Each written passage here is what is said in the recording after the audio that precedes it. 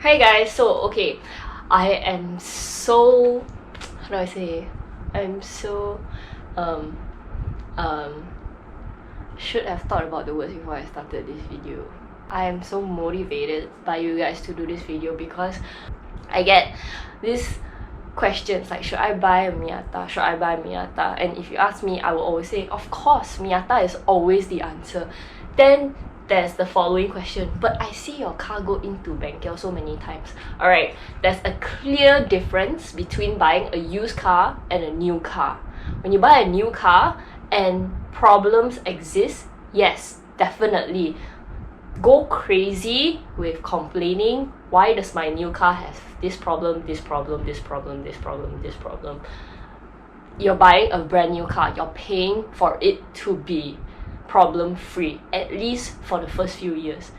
However, if you're buying a used car, throw that mindset away. I'm sorry, but you're not gonna buy a used car or a second-hand car or third or fourth or fifth-hand car expecting it to be in pristine condition. If it is, good for you. Really, goodbye everyone, and anyone that has bought a second-hand car will tell you, bro, goodbye. But definitely you have problems. And for mine, there are so many variables that you have to take into consideration. For example, how I drive, how often I drive. Yes, even though it's a Mazda, you cannot say that it's not reliable because you don't know what the previous owners have done to the car. I don't know. When you buy a car, there's I think at least 50% of things that you don't know about what has happened with the car. Yes, you can ask as much as possible, but there are just some things that you just won't find out. Maybe because owner choose not to tell you, the previous owner choose not to tell you, or the previous owner did not convey that message across, or they just forget. You really don't know. Like right now, if someone asks me what is everything that you have done to your car, then I will really have to sit down, think, and as long as I think, as hard as I think, there's probably one or two things that I will miss out. That is a confirm. So when you buy a used car, you have to go in with the mindset that there are things that will happen to your car. There are things that will break down, and you really have to have that passion for restoring your car. It's really bringing back the condition of it as how it was when it was brand new. Definitely it can never be as wow or as great as it was when it was brand new, but you cannot buy a second-hand car with the notion that it's going to be perfect, nothing is going to go wrong. Now, a little bit about my NC, my baby, my Miata. I got it at about 80,000 kilometers or 90,000 kilometers. Now it's about 130, 140. So I've driven about 50 to 60 kilometers in about 2 years. I clocked it all on long distance driving, hard driving. I redline once almost every day, and when I first got the car, I went to a lot of Genting runs. I went on my Thailand drive, Evo Enduro. I went for a long drive from here to Ipoh to Sungai Kenyir to Penang, and it's all winding roads where you have to full throttle and then brake hard, full throttle, brake hard. So these are the variables that you have to take into consideration. So when all these things are happening right now, I get it. I push the car a lot, and I'm pretty sure the previous owners didn't push it as much as I do. And I'm pretty sure a lot of people don't push their cars as much as I do. No one uses this car as a daily as much as I do. No one pushes it as much as I do. But yeah, right now I have to do a lot of maintenance because I use it a lot, and reaching this kilometer mark, this mileage, 130, 140, of course you expect all these things to get changed, break down. For example, my fuel pump, my retractable hardtop. Takkan I retract, it's a wear and tear thing. Like, takkan every day you wear your underwear, you don't need to change meh? Of course, after a while you have to change. What, you wash, you take out, you dry, you wash, you take out, you dry, you wear.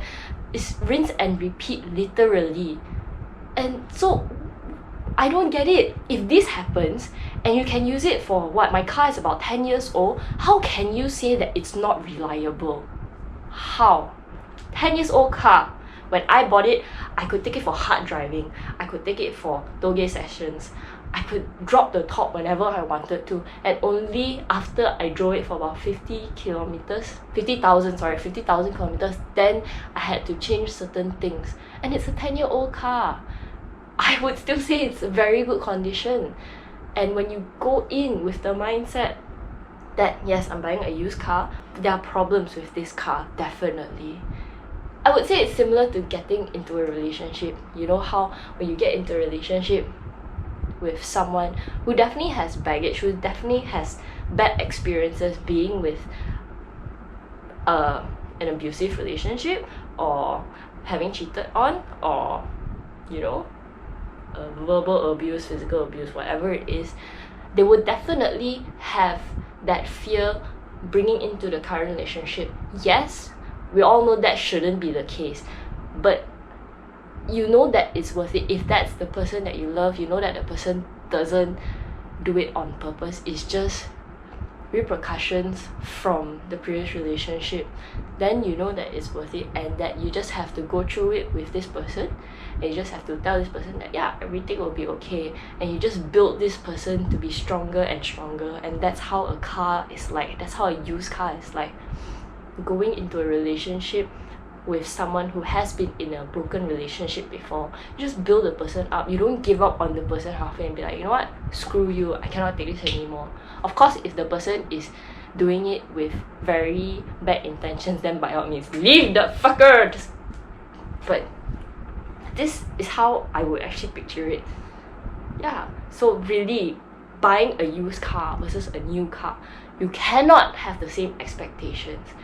And I feel very strongly against this, because when people see my car going into the workshop, I share my experiences with you guys. I tell y'all when it's going into the workshop. A lot of people don't, a lot of people will try to hide it, but I share it with you guys. I mean, because these are the trials and tribulations that I personally go through. Yes, it's hard financially, be ready for that, be very ready for that. Driving halfway, suddenly something breaks down, be very ready to tow your truck, be very ready for overheating. And just enjoy the journey. Just be like, yeah, my car overheated. People laugh at you, let them laugh out. Because you know that it's what you're experiencing between you and your car. And you get to know so much more about your car. Like sometimes I'll just drive like, what's that sound? That sounds not normal. Then I'll just text my mechanic. You know, it's these kind of things where you tend to be more aware of.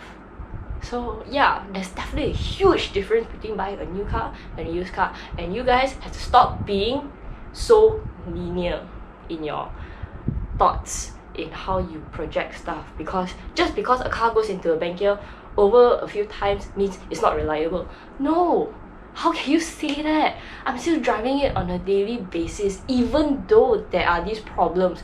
I think if you want to call a car unreliable, it's suddenly breaking down when you really need it the most. My car, touch wood, has never done that. Whenever I needed it to work, it did. Even with the aircon. When I was coming back last year from Hua Hin, I remember we were stuck in a jam. Not as crazy as the 2017 one, but I needed the aircon to work. And at that point of time, it wasn't working. But miraculously, it just worked. So don't y'all tell me I don't have connection with my car.